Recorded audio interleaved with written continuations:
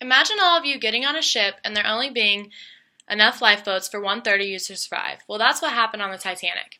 Built to be the ultimate luxury ship, the Titanic put having a good reputation over the safety of their passengers, which led to a tragedy that impacted the world. All this started with the building of the Titanic. In 1907, two wealthy businessmen decided to build the ultimate ship. Rob Greene explains, while deciding how to build the ship, they knew that they couldn't beat the speed of their competitor's shipping line, the Cunard, so they made sure it was built bigger and more elegant. The Titanic was built by Harland and Wolff, who were known for their modern and luxurious accommodations for the passengers. They planned on the Titanic being the largest ship on the water. During construction, one of the last things they did was put in the wooden lifeboats. The Titanic had enough lifeboats to carry a total of 1,200 passengers, which was only 1/3 of everyone on board. The amount of lifeboats they had was still following the Board of Trade regulations, though, which said that they only needed 960 passenger spots on the lifeboats.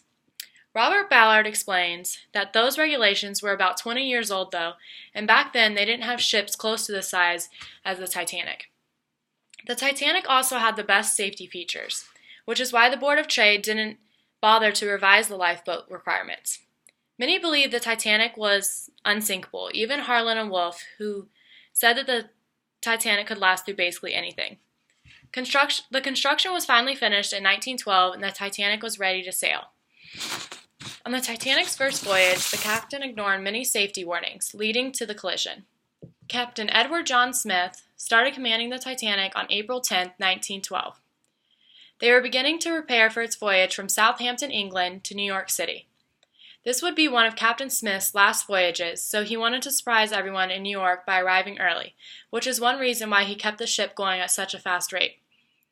After 4 days at sea, they began receiving multiple ice warnings, and even then they didn't slow the ship down. Stephanie McPherson notes that around midnight, the lookout spotted an iceberg in the distance, but it didn't look very big to them all the way up in the crow's nest. As they came closer to the iceberg, they finally decided to inform the captain. The ship didn't have enough time to completely change course, causing it to hit the iceberg.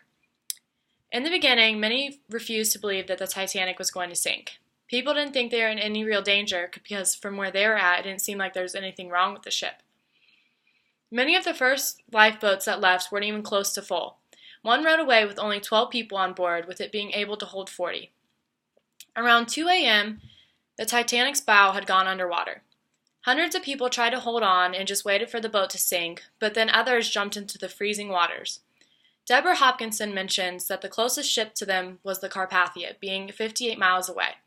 Captain Smith said it would take them about 4 hours to reach them, and by then it would be too late.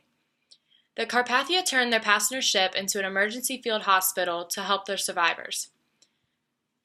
As they arrived at the Titanic's coordinates, there was no ship in sight. Once they realized that the ship had sank, they began searching for survivors. Once they rescued everyone in the lifeboats, they headed for New York.